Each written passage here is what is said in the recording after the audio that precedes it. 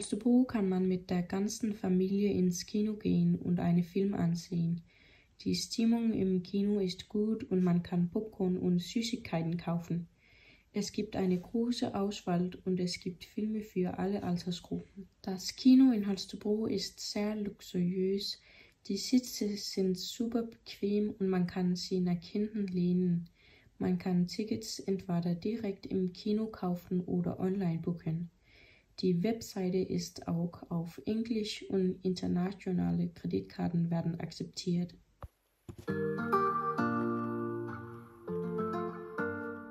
Ein schöner Park, wo du mit deiner Familie oder deinen Freunden spazieren gehen kannst, während die Kleinen spielen und sich amüsieren. Es gibt etwas für jedes Alter.